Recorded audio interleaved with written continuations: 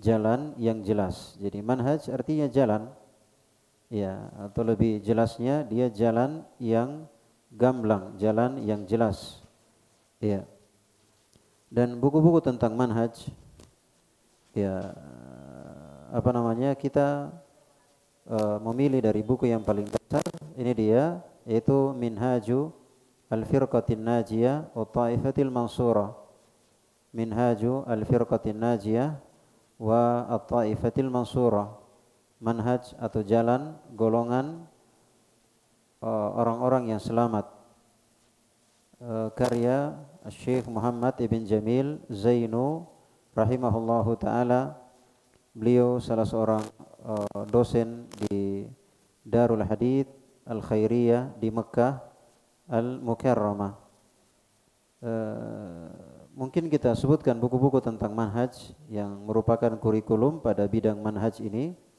Ya, di antaranya ini dia mungkin yang paling dasar, yang buku yang paling ringan untuk dicerna, dipahami berkaitan dengan manhaj, buku yang sedang atau yang akan kita baca, yaitu Minhaju Al-Firqatin Najiyah wa Ta'ifatil Mansurah, jalan golongan orang-orang yang selamat.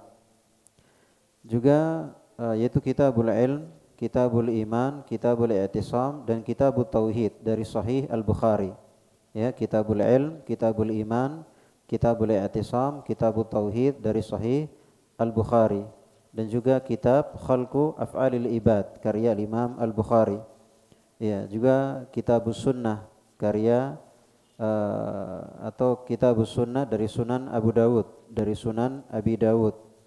Juga kitab Al-Ittiba karya Ibnu Majah, Syarhus Sunnah karya Al-Baghawi, juga Syarhus Sunnah lil Barbahari. Ada As-Sunnah lil Khallal, As-Sunnah lil Lalakai, ada Syarhu Usul I'tiqad Ahli Sunnah wal Jamaah. Kemudian Kitabul Hujjah karya Al-Asfahani, Al-Ibana karya Ibnu Battah, dan buku-buku Syekhul Islam Ibnu Taimiyah. Ini gambaran atau kurikulum yang merupakan buku-buku yang merupakan kurikulum pada bidang manhaj, pada bidang manhaj. Jadi untuk menguasai suatu ilmu, kita menyelesaikan kurikulum pada setiap bidangnya. Kita ingin menguasai kitab gundul, bisa membaca kitab gundul, ya selesaikan kurikulum pada bidang itu. Dalam ilmu akidah, tauhid uluhiyah misalnya, selesaikan pada bidang itu. Dalam asma wa sifat juga selesaikan kurikulum pada bidang itu. Alhamdulillah, di setiap bidang ilmu agama ini, kurikulum yang menjadi atau buku-buku yang menjadi kurikulum pada setiap bidangnya tidak banyak, ya sekitar 5 atau 4, ya sekitar 4, 5 sampai 6 buku, ya, dan tipis-tipis ya dari kurikulum itu. Ini menjelaskan kepada kita bahwa ilmu agama itu adalah sesuatu yang mudah, ya sesuatu yang mudah kalau kita memasukinya lewat pintunya sesuai dengan cara belajar yang benar, ya tidak ngambang ke sana kemari, ya tidak mengarah kepada sesuatu yang tidak jelas.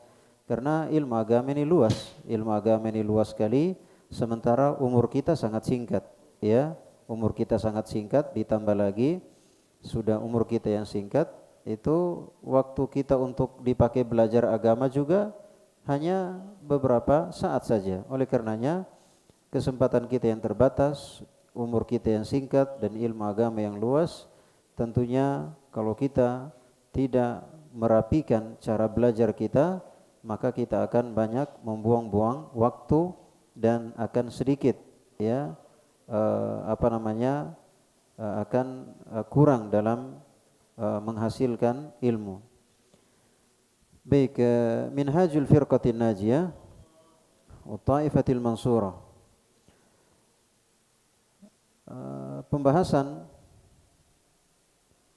Al-Firqatun Najiyah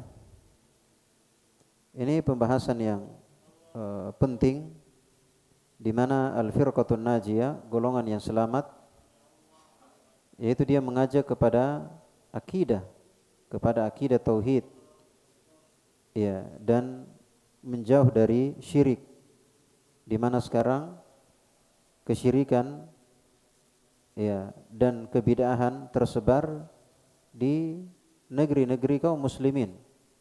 Kesyirikan dan bid'ah tersebar di negeri-negeri kaum muslimin. Ya, sementara manhaj, yaitu jalan golongan orang yang selamat, dia mengajak kepada jalan yang terang, yaitu dia mengajak kepada akidah, tauhid, dan dia memberantas kesyirikan, mengajak kepada sunnah dan meninggalkan bid'ah. Ya. Dan tentunya sebab kebinasaan orang-orang terdahulu dan juga orang-orang di masa ini disebabkan karena mereka menyelisihi manhaj, yaitu menyelisihi jalan golongan orang-orang yang selamat, yaitu menyelisihi akidah yang benar. Menyelisihi akidah yang benar, mereka terjerumus dalam kesyirikan, ya, terjerumus dalam kebid'ahan. Maka ini sebab kebinasaan orang-orang terdahulu dan orang-orang di masa ini.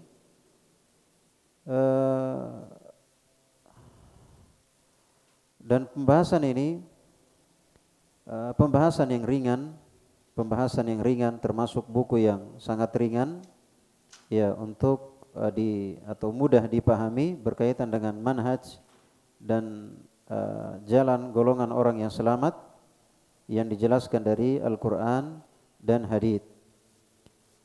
Tapi sekarang kita masuk dari apa yang disebutkan oleh penulis. Kata beliau, al-firqatun najiyah. Al-firqatun najiyah, golongan yang selamat. Maksudnya tentunya manusia ini dalam beragama itu bergolongan-golongan. Atau secara umum manusia dalam beragama terbagi menjadi dua golongan. Ada golongan yang binasa, yang sesat, dan ada golongan yang selamat. Ya, tentunya merupakan cita-cita kita semua ingin menjadi orang-orang yang selamat. Ingin menjadi orang-orang yang selamat, dan tentunya keselamatan kita baik di dunia dan di akhirat itu bukan dengan apa yang kita sangka, apa yang kita pandang dari dunia dengan segala macamnya, tetapi golongan yang selamat adalah apa yang dikhabarkan, diinformasikan oleh Allah Subhanahu wa taala. Karena dia mengetahui segala sesuatu, darinya lah jalan yang selamat, maka hanya Allah Subhanahu wa taala yang mengetahui jalan yang selamat tersebut. Maka Allah kabarkan kepada, Allah wahyukan kepada Rasulnya, maka Rasulnya sampaikan kepada para sahabat sampaikan kepada para tabi'in, dan seterusnya. Artinya jalan yang selamat ini bukan dari kecerdasan kita, bukan dari pemahaman kita, tapi dari Allah Subhanahu wa taala. Dia berdasarkan wahyu. Allah Subhanahu wa taala berfirman, kata beliau di sini, qala Allah taala wa'tasimu bihablillahi jami'a wa la tafarraqu. Wa'tasimu bihablillahi jami'a wa la tafarraqu. Berpegang teguhlah kalian dengan tali agama Allah. Wa la tafarraqu, dan jangan berkelompok-kelompok, berfirqah-firqah. Dari ayat ini menjelaskan bahwa al-firqatun najiyah, golongan yang selamat, mereka bersatu dan tidak berkelompok. Golongan yang selamat, mereka itu bersatu dan tidak berkelompok. Artinya Islam yang dibawa oleh Nabi sallallahu alaihi wasallam itu satu. Kiblat kita satu, yang kita sembah satu, kitab kita satu, para sahabat yang kita diperintah untuk mengikuti mereka satu, yaitu murid-murid Rasulullah sallallahu alaihi wasallam. Iya, jadi kenapa sekarang Islam banyak macamnya? Iya kan? Kenapa Islam sekarang banyak bukan Islamnya ya, kaum musliminnya. Ya, yang bernisbat kepada Islam itu banyak macamnya. Ada Islam Syiah, ada Islam liberal, ada Islam Nusantara, ada Islam, banyak sekali, terus berkembang, semua bernisbat kepada Islam. Padahal Islam yang dibawa oleh Nabi sallallahu alaihi wasallam itu satu. Ya, satu. Jadi di sini Allah Subhanahu wa taala mengkhabarkan bahwa golongan yang selamat jalan golongan orang-orang yang selamat adalah orang-orang yang bersatu, orang-orang yang perhatian dengan persatuan, senantiasa menjaga persatuan dan menghindari perpecahan dan perselisihan. Mereka menghindari bergolongan-golongan. Ya, mereka tidak fanatisme golongan. Ya. Dia tidak fanatisme golongan. Dia hanya konsisten dengan hablillah, dengan tali agama Allah. Dan agama Allah Subhanahu wa taala Allah ta'bir, Allah bahasakan dengan tali. Karena tali itu biasanya dipakai untuk mengikat, menyatukan yang terpisah-pisah. Misalnya lidi ketika dia disatukan itu menggunakan tali, ya kan? Apa yang terpisah-pisah menggunakan tali. Dan Allah Subhanahu wa taala membahasakan agama ini dengan tali, bihablillah, dengan tali agama Allah. Ya. Yang kedua, qala Allah taala, Allah berfirman, "Wala takunu minal musyrikin, minal ladzina farraqu dinahum wa kanu syi'an, kullu hizbin bima ladaihim farihun." Janganlah kalian seperti kaum musyrikin. Janganlah kalian seperti kaum musyrikin dari kalangan orang-orang yang memecah belah agama mereka. Maksudnya dari kalangan orang-orang yang berkelompok-kelompok. Wa kanu syi'a, dan mereka berkelompok-kelompok. Kullu hizbin bima ladaihim farihun. Setiap kelompok merasa bangga dengan kelompoknya masing-masing. Ini surah Ar-Rum ya, di surah Ar-Rum. Ayat yang kedua ini lagi-lagi menjelaskan tentang al-firqatun najiyah atau golongan yang selamat. Bahwa golongan yang selamat itu mereka menyelisihi sifat kaum musyrikin, yaitu kaum musyrikin berkelompok-kelompok dalam agamanya. Ya. Dan akibatnya apa? Akibatnya atau konsekuensinya setiap kelompok merasa bangga dengan kelompoknya masing-masing. Si ini merasa kelompoknya yang paling benar, menyesatkan kelompok yang lain, menyalahkan kelompok yang lain.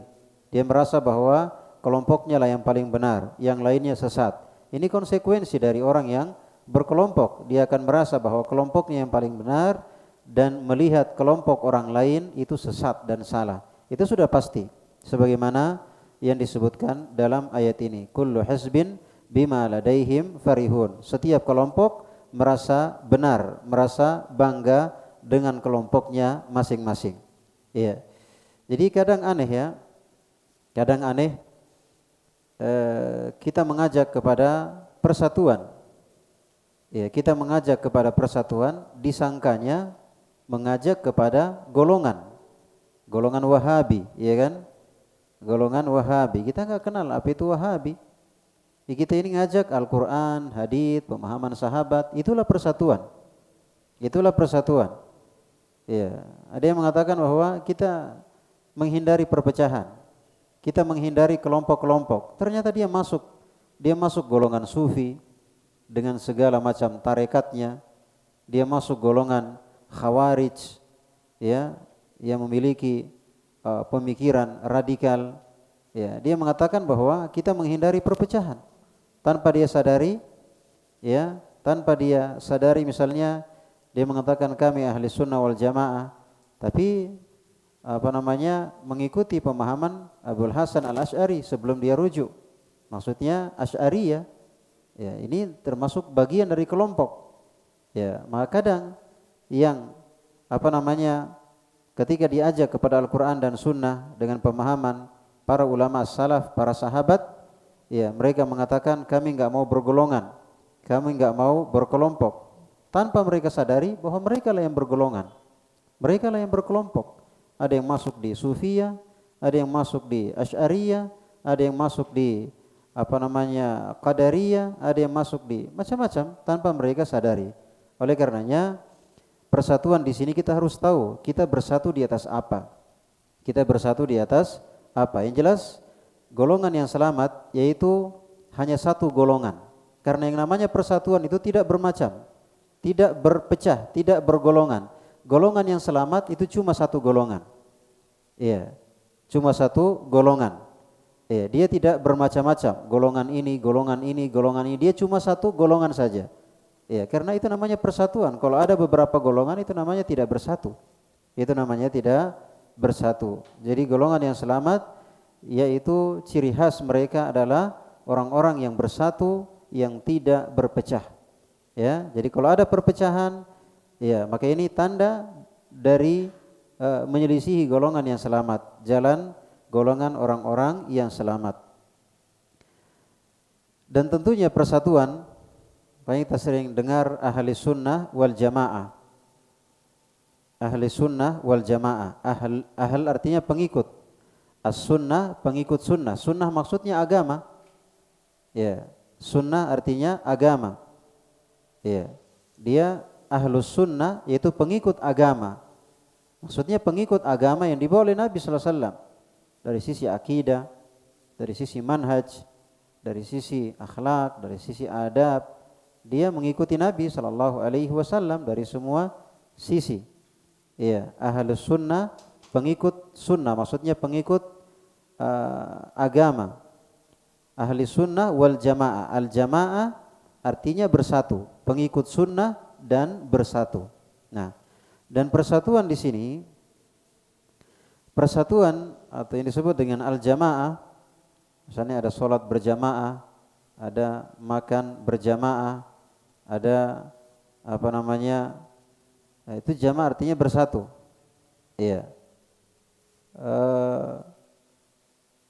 Al jamaah dalam keterangan ayat-ayat Al-Quran dan hadits Nabi Sallallahu Alaihi Wasallam itu hanya memiliki dua makna, yaitu jamaatul haq dan jamaatu al-abadan.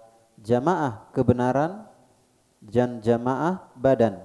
Jamaah badan. Jadi perkumpulan dalam kebenaran, persatuan dalam kebenaran, dan persatuan badan. Maksudnya badan manusia itu bersatu di atas apa? Begitu ya. Hanya dua bentuk ini yang ada dalam agama kita. Yaitu kita bersatu dalam kebenaran dan kita bersatu dalam badan. Ya, sekarang persatuan dalam kebenaran yaitu disatukan oleh al-haq, dan al-haq datang dari Allah Subhanahu wa taala. Ya, dan al-haq adalah Al-Qur'an dan hadits sesuai pemahaman para sahabat. Itulah al-haq. Jadi siapa yang kembali kepada Al-Qur'an, siapa yang kembali kepada hadits sesuai pemahaman para sahabat, berarti itu namanya jamaatul haq, orang-orang yang berkumpul dalam kebenaran. Jadi kebenaran itu bukan diukur dari ustadz, bukan diukur dari pondok pesantren, bukan diukur dari klaim ya, taklim, klaim dari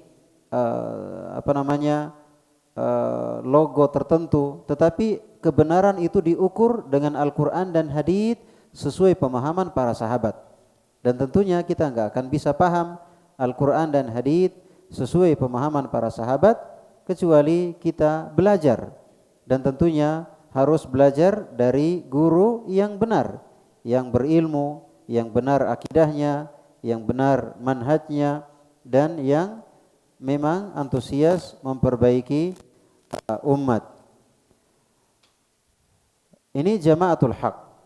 Jadi kebenaran itu bukan diukur, bukan dilihat dengan orang, bukan dilihat dengan logo, bukan dilihat dengan yayasan, bukan dilihat dengan pesantren, bukan dilihat dengan pengajian, bukan dilihat dengan klaim, kelompok klaim seseorang, klaim seorang ustadz. Tapi kebenaran itu diukur dengan Al-Quran dan hadits sesuai pemahaman para sahabat. Dan alhamdulillah agama kita agama yang jelas. Iya, agama yang jelas. Innal halala bayyinun wa innal harama bayyin. Sungguhnya yang halalnya jelas, yang haram jelas. Tauhid jelas, syirik jelas, sunnah jelas, bid'ah jelas.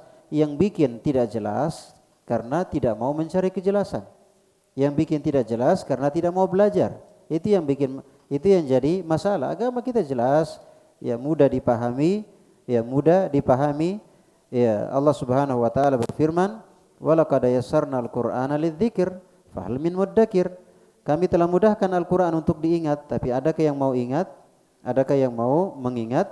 Intinya agama kita mudah, jelas, yang halalnya jelas, yang haramnya jelas, tauhidnya jelas, syiriknya jelas, sunnahnya jelas, bid'ahnya jelas, jelas, tidak ada yang samar. Yang bikin samar itu adalah karena kita tidak belajar, ya, atau mungkin belajar kepada guru yang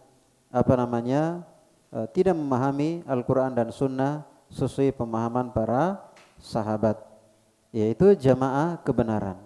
Yang kedua namanya jamaatul abdan, jamaah badan. Artinya badan kita juga perlu persatuan. Kalau tadi kan kebenaran, yaitu hati, keyakinan, ya, keyakinan. Ini kita harus disatukan di atas pikiran, di atas keyakinan. Itulah disatukan di atas Al-Quran dan hadits sesuai pemahaman para sahabat. Jadi batin kita, hati kita itu bersatu di atas Al-Quran dan hadits sesuai pemahaman para sahabat. Nah, bagaimana dengan badan? Bagaimana dengan lahir? Karena kita ini ada lahir, ada batin. Bagaimana dengan lahir kita? Maka lahir kita atau badan kita diajarkan dalam agama kita itu bersatu di atas ketaatan kepada pemerintah. Karena tidak ada yang bisa memaksa kita, ya, fisik atau badan kita sebagai rakyat ini, tidak ada yang bisa memaksa kita, membuat kita bersatu kecuali dengan mendengar dan taat kepada pemerintah. Ya, hanya pemerintah yang berhak, ya, yang berhak memaksa dan mendesak, ya, mendesak manusia untuk bersatu. Ya, sebagaimana yang Allah Subhanahu wa taala perintahkan dan Nabi sallallahu alaihi wasallam perintahkan agar kita mendengar dan taat kepada pemerintah. Karena kalau kita tidak mendengar dan taat kepada pemerintah, akan terjadi kelompok-kelompok, akan terjadi akan tidak ada persatuan. Tapi dengan kita mendengar dan taat kepada pemerintah, maka tercipta persatuan badan. Ya, tercipta persatuan badan. Ya. Jadi lengkap, ya, ada persatuan hati dan ada persatuan badan. Persatuan hati yaitu dengan Al-Quran dan hadits sesuai pemahaman para sahabat, dan persatuan badan yaitu dengan mendengar dan taat kepada pemerintah. Makanya kalau ada negara, ya, rakyatnya mendengar dan taat kepada pemerintahnya, maka itu merupakan negara yang kuat, negara yang utuh, negara yang bersatu. Tapi kalau mereka keras kepala, ya, dikit-dikit demo, dikit-dikit menceritakan kejelekan pemerintah, dikit-dikit memancing, ya, menciptakan suasana supaya rakyat benci kepada pemerintahnya, maka ini akan terjadi kotak-kotak, akan terjadi sekat-sekat dalam suatu negara, sehingga kadang hanya dibilang persatuan tapi kenyataannya tidak ada persatuan. Oleh karenanya persatuan itu di atas dua ini saja, persatuan hati dan persatuan badan.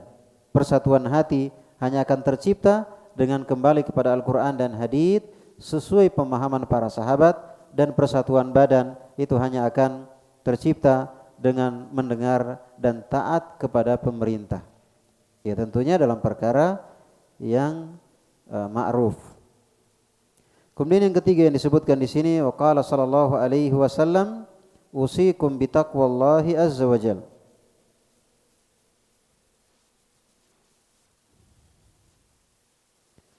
Usikum bitaqwallahi azza wajalla. Saya wasiatkan kepada kalian, ini hadits Nabi, ya. Hadits riwayat An-Nasa'i, Tirmidzi. Kata beliau, waqala haditsun hasanun sahih. Kata Tirmidzi, haditsnya hasan sahih. Kata Nabi sallallahu alaihi wasallam, usikum bitaqwallah. Saya wasiatkan kalian untuk bertakwa. Wasiat itu biasanya kalau orang mau meninggal, ya, biasanya orang mau meninggal, misalnya orang tua mau meninggal, itu dia berpesan. Dia berpesan. Atau misalnya ada yang pergi berjihad, ya, maka dia tulis wasiat. Dia tulis wasiat, mungkin dia simpan di lemari atau di bawah bantal atau di tempat yang ketika dia sudah berangkat akan dilihat oleh orang yang dia tinggalkan. Nah, wasiat itu adalah pesan-pesan penting. Ya, pesan-pesan penting. Tidak mungkin seorang berwasiat dengan sesuatu yang tidak penting. Nah, coba lihat wasiat dari Nabi kita. Coba lihat wasiat dari Nabi kita. Mana mungkin seorang berwasiat, tolong jaga sendal saya, kalau saya mati jaga sendal saya, ya. tolong itu sendal swallow-nya dijaga nanti sampai putus, kalau saya mati jangan sampai hilang, iya kan? Tidak mungkin tergambar bahwa wasiat itu sesuatu dia berpesan dengan sesuatu yang tidak berharga. Ya, artinya siapapun dia pasti ketika dia berpesan, walaupun dia orang biasa, ketika dia berwasiat, itu dia berwasiat dengan sesuatu yang dia anggap itu penting sekali. Nah, perhatikan di sini Nabi kita Muhammad sallallahu alaihi wasallam yang berwasiat. Ya, Nabi kita Muhammad sallallahu alaihi wasallam yang berwasiat. Tidak mungkin beliau berwasiat dengan sesuatu yang tidak penting. Ya, tidak mungkin beliau berwasiat dengan sesuatu yang tidak penting. Kata beliau, usikum bitaqwallah. Saya wasiatkan kepada kalian bitaqwallah, dengan takwa kepada Allah. Baik, ini wasiat pertama. Jadi wasiat Nabi, saya wasiatkan untuk bertakwa kepada Allah. Ini wasiat yang paling berharga, yang mana takwa itu merupakan bekal yang terbaik, sebagaimana firman Allah, wa tazawwadu fa inna khairaz zadi taqwa. Berbekallah, sesungguhnya bekal yang terbaik adalah takwa. Berbekallah, sesungguhnya bekal yang terbaik adalah takwa. Takwa artinya ya beramal di atas ilmu. Beramal di atas ilmu, itulah takwa. Takwa artinya melaksanakan perintah, meninggalkan larangan. Ya, takwa artinya menegakkan tauhid, meninggalkan syirik, menegakkan sunnah, meninggalkan bid'ah. Ya, takwa artinya tadi ya beramal di atas ilmu. Takwa artinya agama seluruhnya. Agama seluruhnya, yaitu melaksanakan perintah, meninggalkan larangan. Ya, artinya agama yang dibangun di atas ilmu. Itulah takwa. Ya, jadi takwa itu kalimat yang luas, intinya kembali kepada agama, yaitu al-ilmu wal amal, ilmu dan amalan. Ini pesan yang pertama, wasiat yang pertama dari Nabi sallallahu alaihi wasallam. Ini wasiat terbesar. Dan tentunya kita menghadap Allah Subhanahu wa taala tidak membawa apa-apa kecuali membawa apa yang kita kerjakan, entah itu takwa atau bukan takwa. Yauma la yanfa'u malu wala banun illa man atallaha biqalbin salim. Hari di mana tidak bermanfaat lagi harta dan anak-anak kecuali siapa yang datang kepada Allah dengan hati yang selamat, selamat dari syirik, selamat dari bid'ah, selamat dari amalan tanpa ilmu. Ya, jadi takwa itu umum. Ini wasiat yang pertama. Yang kedua, was-sam'i wat ta'ati wa in ta'ammara 'alaikum 'abdun habasyiyun. Wasiat yang kedua yaitu mendengar dan taat. Coba perhatikan. Ini wasiat yang kedua yaitu mendengar dan taat. Ya. Maka termasuk tidak mendengar kepada pemerintah, ya, termasuk tidak mendengar kepada pemerintah yaitu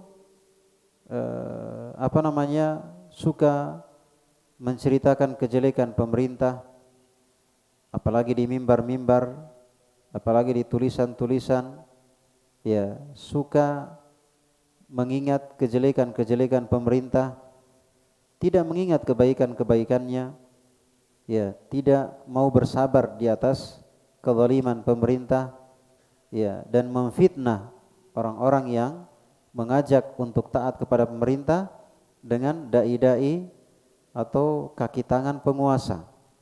Kaki tangan penguasa. Ya, padahal ingat, mendengar dan taatnya kita kepada pemerintah ini bukan karena bermanis-manisan dengan pemerintah.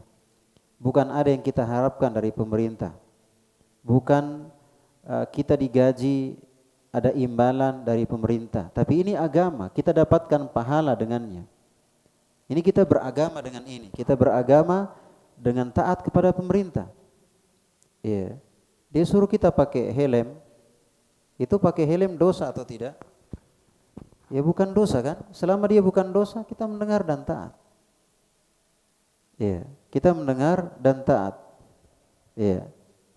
Jadi kalau dia bukan dosa, maka kembali kepada keumuman agama, yaitu untuk mendengar dan taat kepada pemerintah. Coba perhatikan, setelah wasiat takwa, yaitu wasiat untuk mendengar dan taat kepada pemerintah. Ya.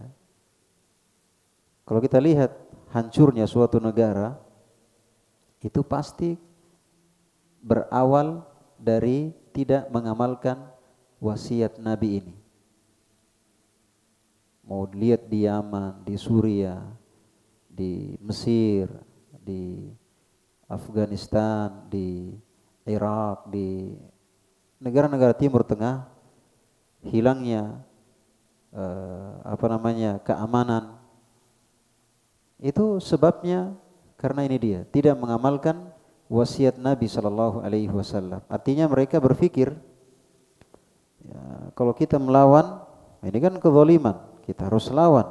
Allah bersama kita, iya kan? Ini kezaliman, tidak boleh kita diamkan. Ya padahal kita tidak diam dengan kezaliman, tapi ada caranya, bukan seperti yang kita sangka. Ya, artinya menasihati pemerintah itu caranya tidak seperti menasihati rakyat biasa.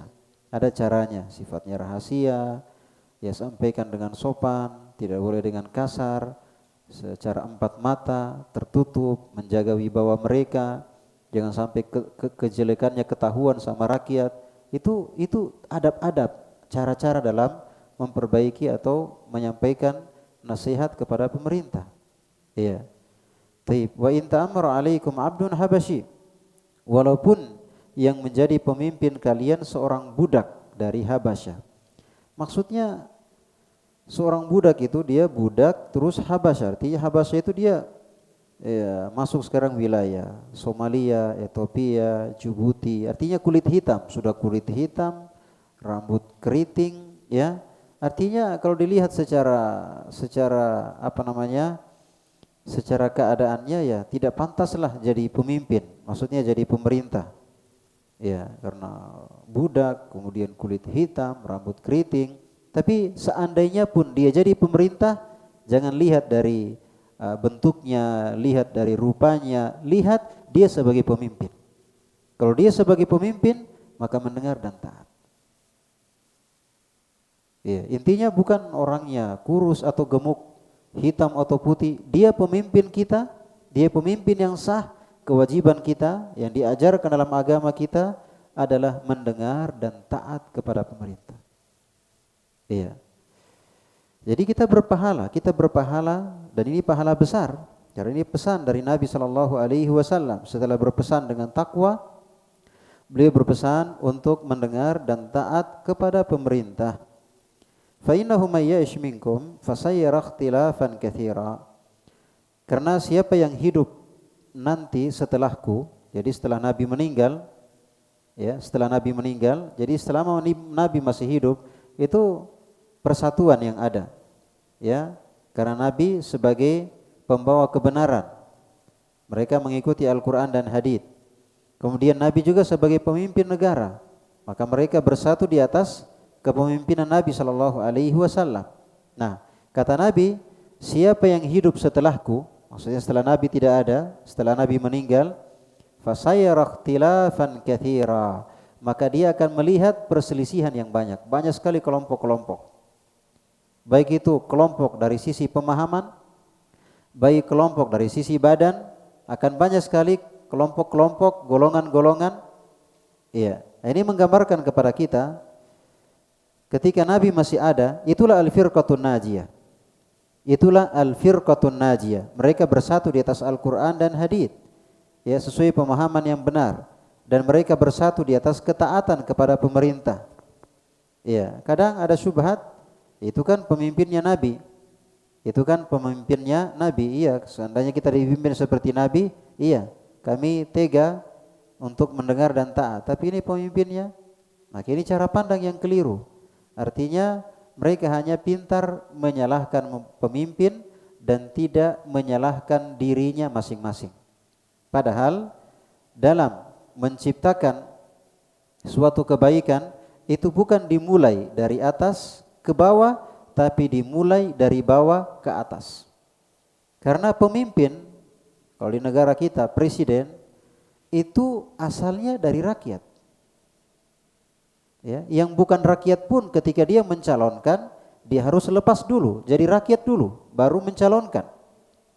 Ya, dan tentunya Allah Subhanahu wa taala menjadikan pemimpin itu cerminan bagi rakyatnya. Kalau pemimpinnya adil, berarti rakyatnya pada adil. Kalau pemimpinnya korupsi, berarti rakyatnya sukanya korupsi. Kalau pemimpinnya zalim, itu gambaran bahwa rakyatnya zalim. Makanya kenapa para sahabat dipimpin oleh sekelas Nabi sallallahu alaihi wasallam? Siapa para sahabat?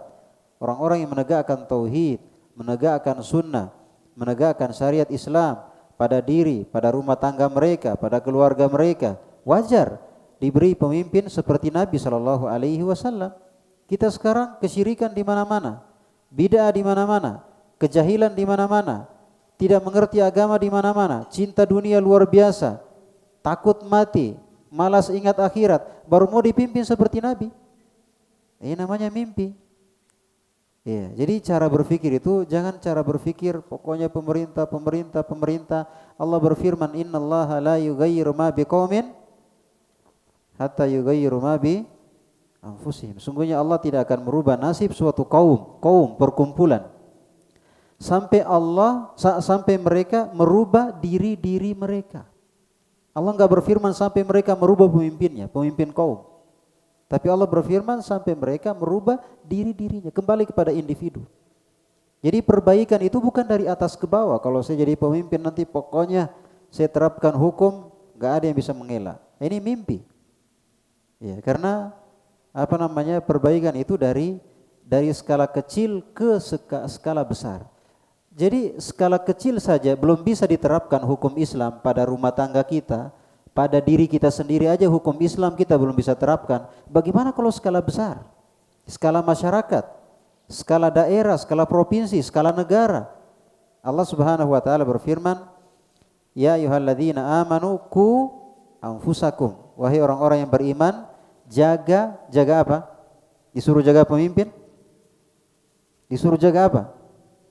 Disuruh jaga diri. Disuruh jaga diri. Jadi kalau sekarang pokoknya tsunami, ini pemimpin tidak beres ini. Di zaman pemimpin ini banyak sekali musibah.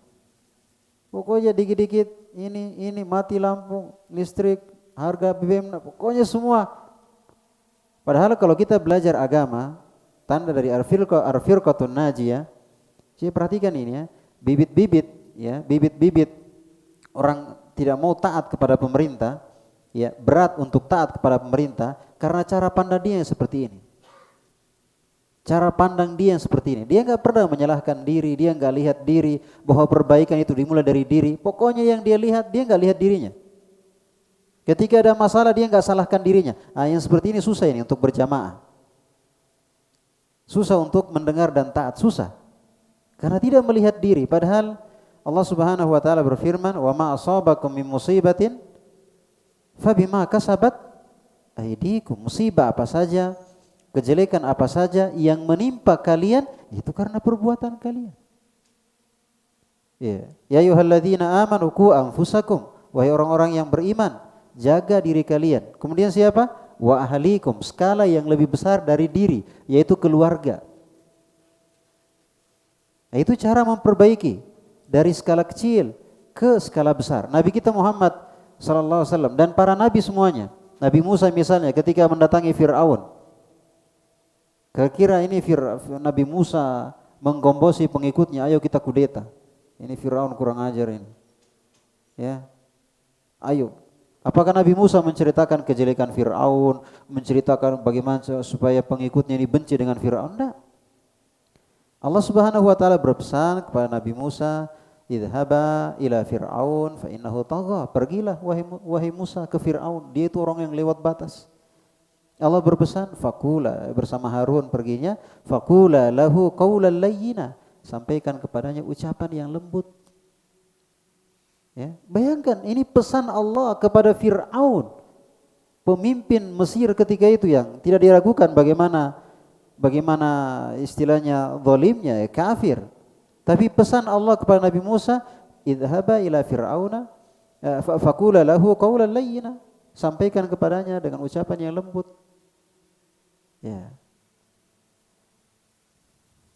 Entah bagaimana ya kalau misalnya kita diberi pemimpin, ya artinya kita berlindung kepada Allah Azza wa Jalla, sekelas Fir'aun mungkin terjadi kehancuran, pertumpahan darah dan seterusnya disebabkan karena tidak mau lagi mendengar dan taat. Baik.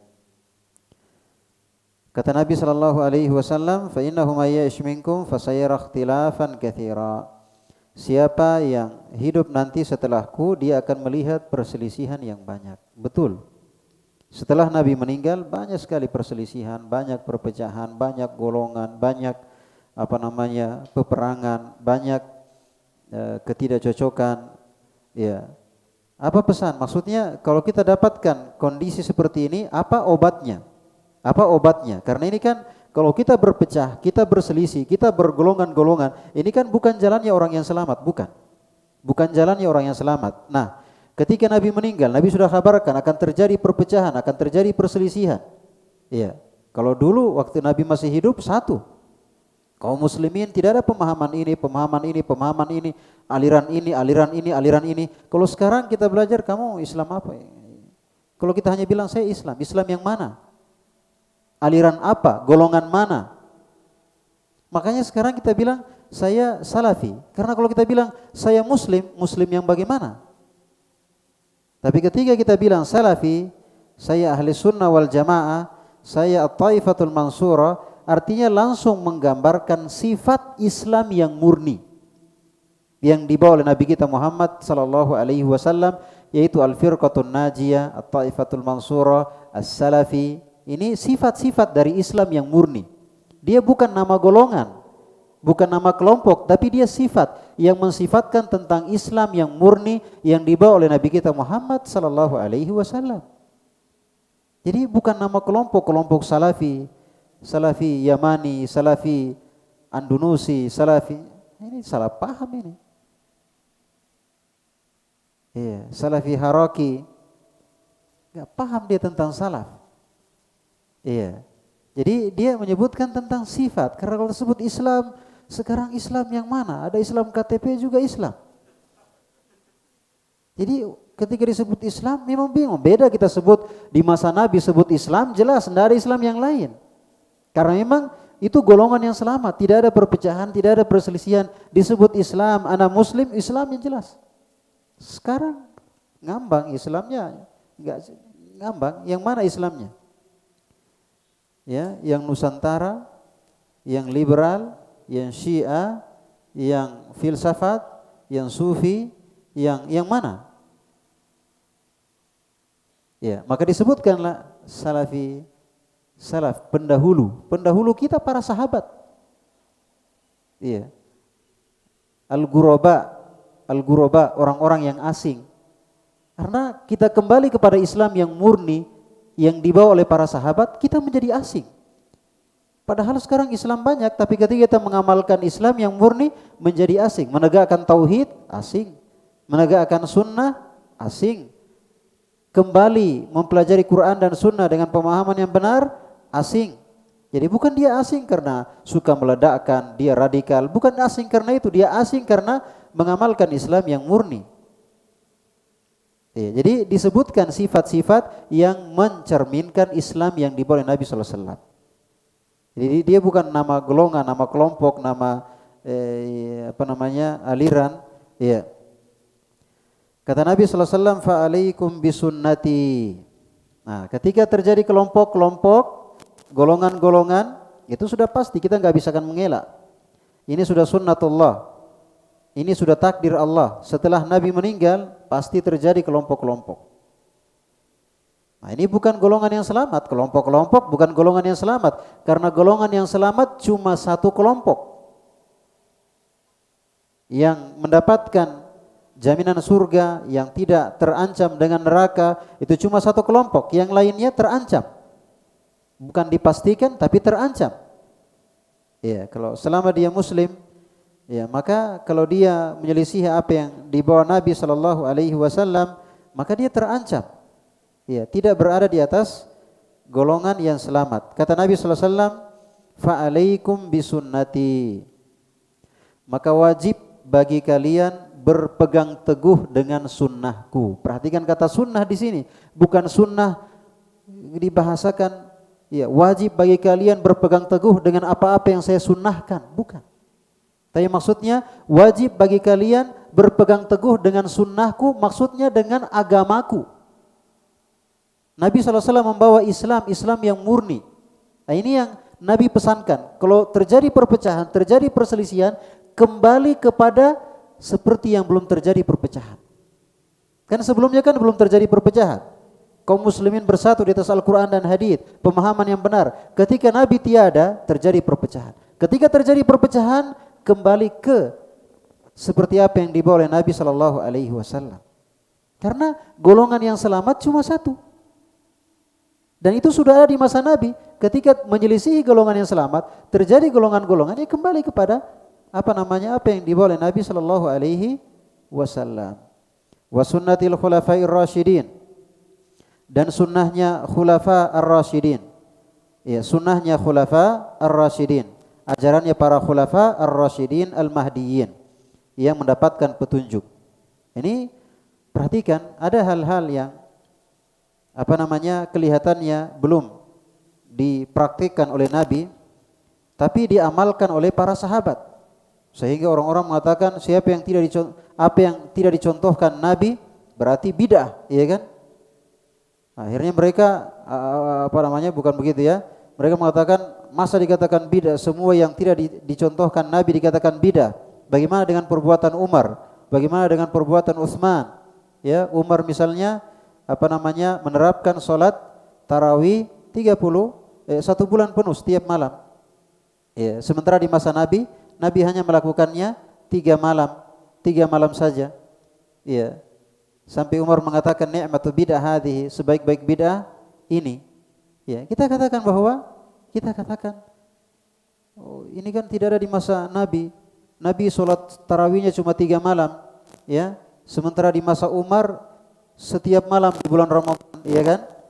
Kita katakan Anda Umar, kalau Umar khulafaur rasyidin, iya kan? Makanya Nabi mengatakan wa sunnatil khulafair rasyidin, dan ajarannya khulafaur rasyidun termasuk Umar, iya kan? Abu Bakar, Umar, Utsman, Ali. Anda Umar? Kalau Anda Umar, ya Umar yang mana? Kalau Anda Umar khulafaur rasyidun, masuk dalam hadits. Tapi mustahil. Ya kan? Misalnya kalau apa yang tidak diajarkan Nabi berarti itu bid'ah. Misalnya mengumpulkan mushaf. Di masa Utsman bin Affan dikumpulkan mushaf Al-Quran dalam satu mushaf. Ini kan di zaman Nabi enggak ada, ya kan? Nah, kemudian dikumpulkan. Ini perbuatan Utsman, Rasam Utsmani, ya, Rasam Utsmani dalam susunan urutan surah-surah itu di masa Utsman bin Affan. Walaupun sebelumnya sudah mulai ada tapi tidak serapi di masa pemerintahan Utsman bin Affan atas kebijakan beliau. Ya, ini kan kalau kita lihat bid'ah, ya kan? Kita katakan Anda Utsman, ya. Utsman ibn Affan khulafaur rasyidun.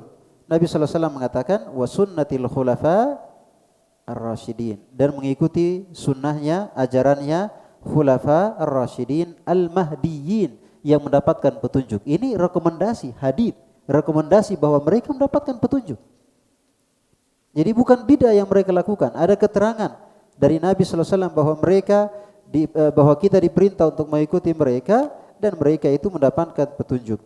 Tamassaku biha. Coba perhatikan ya. Kita berpegang teguh dengan ajaran Nabi, ajarannya para khulafa ar-rasyidin, tamassaku biha. Ya, Nabi ulangi lagi, tamassaku biha. Komitmenlah kalian dengannya. Ini bukan main-main, karena sekarang ini kalau orang tidak berpegang teguh, maka dia akan terbawa arus politik, ya, atas nama agama. Pokoknya dia akan terbawa arus golongan-golongan sekarang semakin terus berbagai macam nama, berbagai macam logo, berbagai macam situs TV dan semisalnya, berbagai macam akan muncul terus, berkembang. Maka Nabi SAW berpesan, tamassaku biha, berpegang teguh kalian dengannya. Hati-hati, berpegang teguh. Jangan ala kadarnya, jangan apa adanya, berpegang teguh dengannya. Karena arus itu begitu kuat, arus perpecahan, arus kelompok-kelompok itu begitu kuat. Jadi kalau kalian tidak berpegang teguh dengan apa yang dibawa oleh Nabi, maka kalian akan terseret. Wa'addu 'alaiha bin nawajid. Nabi gambarkan, gigitlah dengan gigi geraham. Artinya gigitan yang paling erat itu dengan gigi geraham. Maksudnya si Nabi ingin menggambarkan bahwa pegang erat-erat. Iya, komitmen dengan apa yang dibawa oleh Nabi sallallahu alaihi wasallam. Wa iyyakum wa muhdatsatil umur. Hati-hati kalian dengan perkara yang diada-adakan. Ya, maksudnya perkara yang diada-adakan yaitu perkara agama. Karena agama ini sudah sempurna. Ya, artinya kita enggak boleh menyelisihi apa yang diajarkan oleh Nabi dan para khulafa ar-rasyidin, para sahabat. Ya, fa inna kulla muhdatsatin bid'ah. Karena setiap bid'ah, setiap muhdatsah, perkara baru dalam agama adalah bid'ah, wa kullu bid'atin dhalalah, setiap bid'ah sesat, wa kullu dhalalatin finnar, dan setiap kesesatan di neraka. Baik, jadi sini lagi-lagi hadits dalil yang ketiga ini menjelaskan tentang ciri khas dari orang yang selamat, orang-orang yang selamat, yaitu mereka konsisten, komitmen, berpegang teguh di atas persatuan. Tidak main-main, ini harga mati.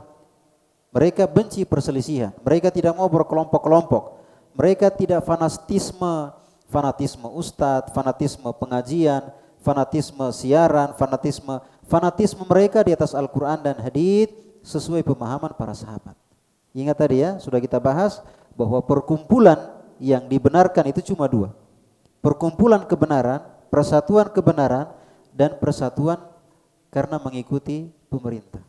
Itu saja. Maka kita jangan terkotak-kotak oleh ustadz ini, oleh ustadz ini, oleh ini.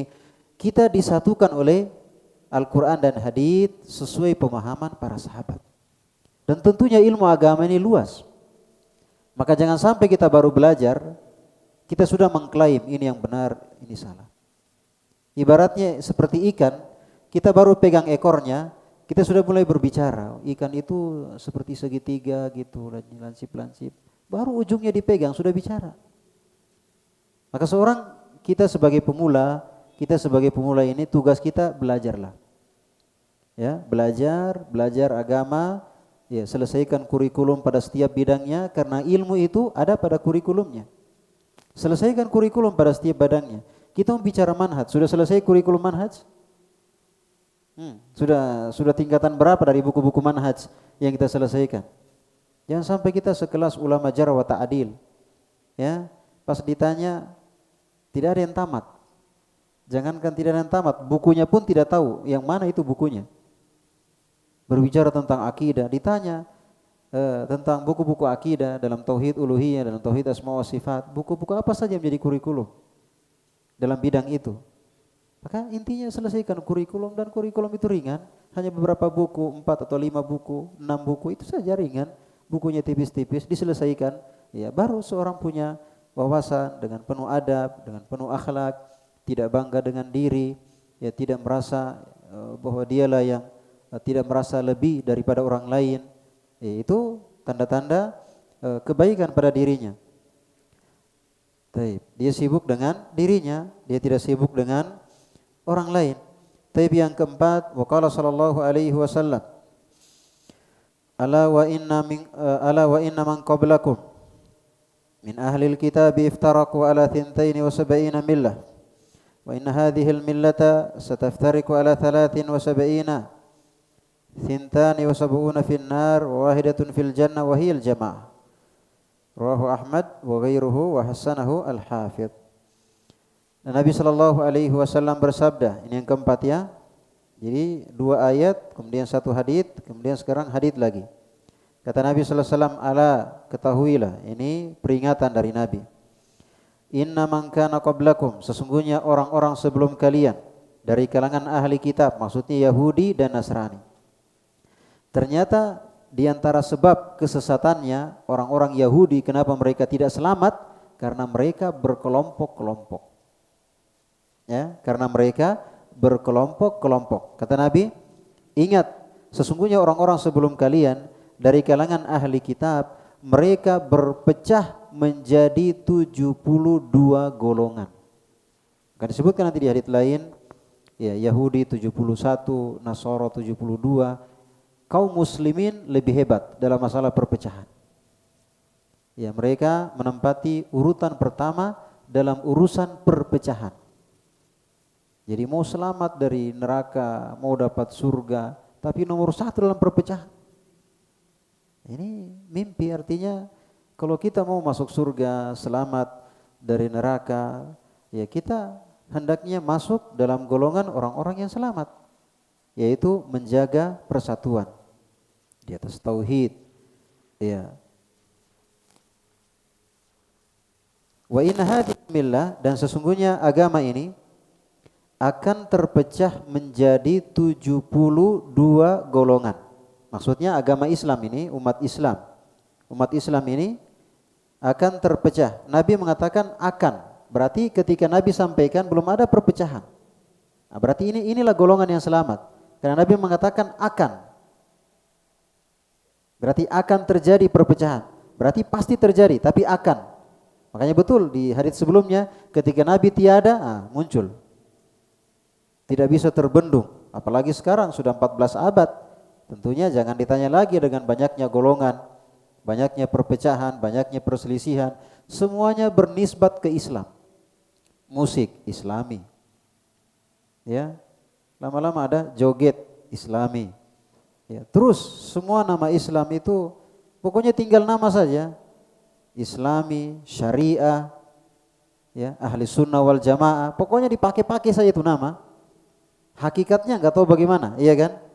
Pokoknya sekarang yang penting label, iya kan? Yang penting label. Padahal kita harus lihat hakikat darinya. Ya, karena ibaratnya kalau ini labelnya misalnya Zam-Zam, tapi airnya bukan air Zam-Zam, tetap yang namanya merek tidak akan merubah hakikat. Riba, ya walaupun diganti namanya dengan bunga, ya nama tidak akan merubah hakikat, tetap dia riba. Walaupun dikasih bagus namanya, ya nama tidak akan berpengaruh. Yang dilihat adalah hakikatnya. Maka kata Nabi sallallahu alaihi wasallam, dan sungguhnya umat ini akan terpecah menjadi 73. 72 terancam dengan neraka dan 1 di surga. Nah, ini dia. Makanya kita katakan tadi bahwa hanya satu golongan yang selamat dari ancaman neraka. Wahia al-jamaah. Nabi sendiri yang tafsirkan. Wahia al-jamaah. Yang satu golongan itu adalah al-jamaah. Disinilah al-jamaah ini semua pada bersatu. Jamaah, Islam jamaah. Ini semuanya mengambil hadits ini. Inilah kami. Yang dimaksud dalam hadits ini kami. Nah, sekarang buktikan kalau Anda benar. Kalau Anda yang dimaksud, golongan Anda yang dimaksud dalam hadits itu wahia al-jamaah, keterangannya mana? Tapi ternyata al-jamaah Nabi tafsirkan sendiri. Nabi sendiri yang tafsirkan. Dalam riwayat lain, kulluhum finnar illa millatan wahidah. Semuanya di neraka, semuanya terancam dengan neraka kecuali satu golongan. Kata Nabi, ma ana alaihi wa ashabi, yaitu orang-orang yang berada di atas apa yang saya jalani dan para sahabat. Maka ini jelas bahwa makna al-jamaah, golongan yang selamat, satu golongan al-jamaah, yaitu orang-orang yang berada di atas apa yang dijalani oleh Nabi dan para sahabat. Jadi kalau mengaku gampang, mengklaim golongan selamat, ahli sunnah wal jamaah, al-firqatun najiyah, semua orang bisa. Tapi ingat, di hadapan Allah bukan itu yang dilihat. Bukan KTP kita, coba lihat, oh Islam, sudah masuk. Yang dilihat hakikat. Biar Islam kalau tidak sholat, namanya Muslim, status Islam, ya kan? Maksudnya agama Islam. Tapi enggak sholat, yang hakikatnya adalah tidak sholat. Iya. Taib.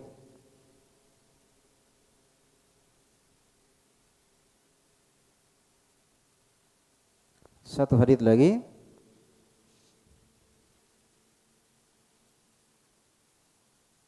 Taib, satu hadits. Sini ada 7 dalil tentang judul yang kita bahas, Al-Firqatun Najiyah. Jadi semuanya artinya dari 7 ini, ya jadi Syekh Muhammad bin Jamil Zainu itu membawakan dalil-dalil Al-Quran dan hadits bahwa Al-Firqatun Najiyah itu cuma satu golongan. Ciri khas mereka yaitu menjaga persatuan dan meninggalkan perpecahan.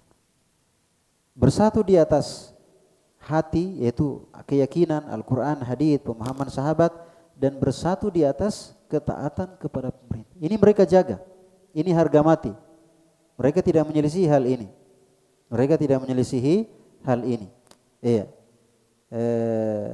Saya disebutkan di sini satu hadits lagi. Misalnya dalam hadits Ibnu Mas'ud, kata beliau, ini contoh malah ya, bukan cuma ucapan, contoh. Ibnu Mas'ud bercerita. Biasanya tadi perkataan Nabi, ini praktek Nabi. Nabi menggambarkan Al-Firqatun Najiyah. Bagaimana itu Al-Firqatun Najiyah? Dengan bentuk praktek, contoh. Bukan ucapan, contoh. Kata Nabi, kata Ibnu Mas'ud, beliau bercerita, khattalana Rasulullah sallallahu alaihi wasallam khattan biyadi. Nabi membuat garis, ya, Nabi membuat garis, ya, membuat satu garis dengan tangannya. Kalau di padang pasir, Nabi mencontohkan Al-Firqatun Najiyah dengan Nabi membuat satu garis di atas padang pasir. Tsumma qala hadza sabilullahi mustaqimah. Ini satu jalan Allah yang lurus. Bukan ini jalan-jalan Allah yang lurus, bukan. Ini jalan, dikatakan satu jalan. Ini jalan Allah yang lurus. Berarti jalan Allah itu satu dan lurus. Iya. Jadi tidak ada istilah mengatakan bahwa ya banyak jalan menuju Roma. Jangan saling menyalahkan. Semuanya ke surga juga, iya kan? Ya, dengan agamanya masing-masing, semuanya ke surga. Nah, ini bahaya ini. Dalam agama Islam aja nggak boleh berkelompok-kelompok, apalagi meyakini semua agama benar, semuanya punya surganya juga. Hanya Allah yang tahu. Iya, Allah yang kasih tahu ini. Iya, betul, hanya Allah yang tahu. Allah kasih tahu kita melalui Al-Quran, melalui hadits Nabi Sallallahu Alaihi Wasallam. Iya.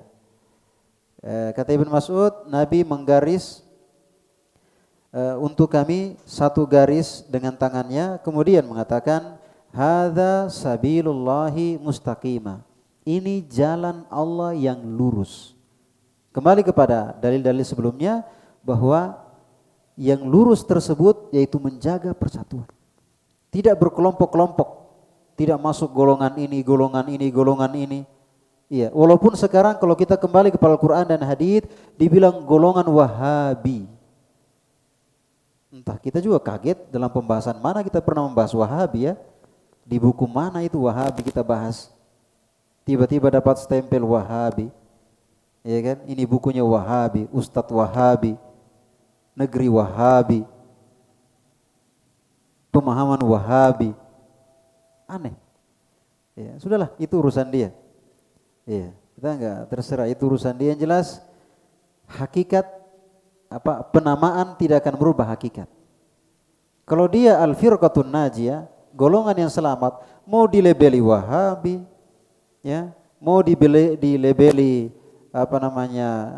terserah, itu urusan manusia. Tidak akan merubah hakikat. Ya.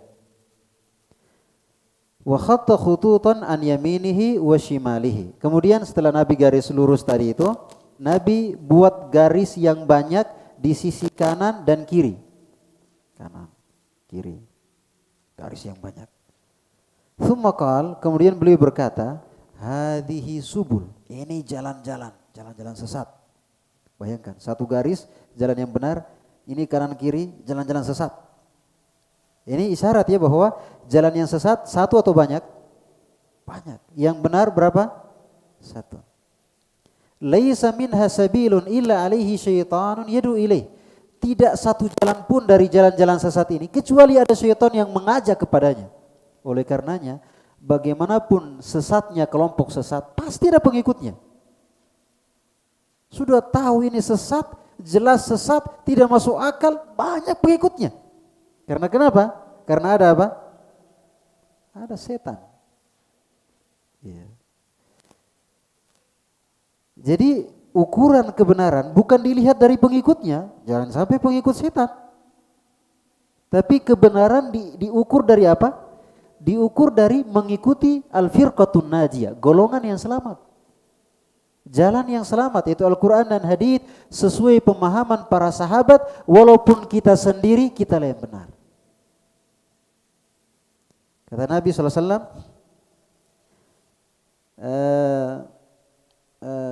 syaitan yad'u ilaihi thumma qara'a qaulahu ta'ala, kemudian Nabi membaca firman Allah wa anna hadza sirati mustaqiman fattabi'uh.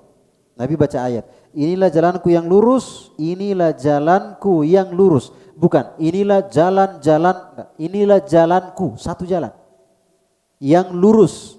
Fattabi'uhu, ikutilah dia. Wala tattabi'us subul, jangan ikuti jalan-jalan. Jangan ikuti jalan-jalan yang banyak ini. Ya. Fatafarraqa bikum an sabili, maka yang banyak itu akan mencerai-beraikan kalian dari jalan yang lurus itu. Dzalikum wasaqum bihi, kata Allah, itu yang saya pesankan, wasiatkan kepada kalian, la'allakum tattaqun, supaya kalian bertakwa. Jadi takwa adalah, ini bahasa takwa tadi, ini nama yang luas. Takwa adalah di atas as-sirat al-mustaqim, di atas al-firqatu an-najiyah. Ini dari 5 dalil yang kita baca, Al-Quran dan hadits, 2 ayat dan 3 hadits, semuanya menjelaskan bahwa al-firqatun najiyah adalah mengajarkan persatuan dan membenci apa? Memperingatkan perpecahan dan perselisihan. Tapi ingat, bersatu di atas apa tadi? Bersatu di atas kebenaran dan bersatu di atas ketaatan kepada pemerintah. Bersatu di atas kebenaran, apa dasar persatuan kebenaran kita? Adalah Al-Quran dan hadits sesuai pemahaman para sahabat ridwanullahi ta'ala alaihim. Kemudian badan kita tadi, akidah kita, hati kita, pemahaman kita disatukan dengan Al-Quran dan hadits sesuai pemahaman para sahabat. Adapun badan kita disatukan dengan ketaatan kepada pemerintah. Ya, maka tercipta persatuan. Persatuan lahir dan batin. Lahirnya taat kepada pemerintah, dan batinnya, pemahamannya, akidahnya mengikuti Al-Quran dan Sunnah sesuai pemahaman para sahabat ridwanullahi ta'ala alaihim. Dari sini sampai 7, tapi saya pikir dari apa yang kita baca dari 5 yang disebutkan oleh penulis, kesimpulannya kembali kepada al-firqatun najiyah, satu kelompok yang selamat. Al-firqah, kelompok yang selamat, satu saja. Tadi itu ya, yang bersatu dan tidak berpecah atau berkelompok-kelompok. Maka hindari kelompok-kelompok, hindari golongan-golongan, hindari klaim ini. Pokoknya sibuk belajar. Karena ukuran kebenaran dengan ilmu, bukan dengan klaim, bukan dengan logo, bukan dengan ini, bukan dengan pengajian, dengan ilmu. Kita belajar, selesaikan kurikulum pada setiap bidangnya, dengannya kita punya wawasan sehingga kita bisa punya gambaran yang benar tentang kebenaran. Iya. Baik. Insyaallah pembahasan berikutnya kita akan masuk pada minhaju al-firqatin najiyah, jalan ya al-firqatun najiyah, jalan al-firqatu an-najiyah. Kalau kita bisa bahasakan karakteristik, ciri khas ya, ciri khas dari al-firqatun najiyah. Tadi sebenarnya sudah kita sebutkan satu ciri khas mendasar, yaitu mereka itu bersatu, tidak berkelompok, tidak berpecah. Ya, sekarang ini sampai nama salafi pun berpecah. Ya, makanya sudahlah, terserah mau salafi yang mana terserah.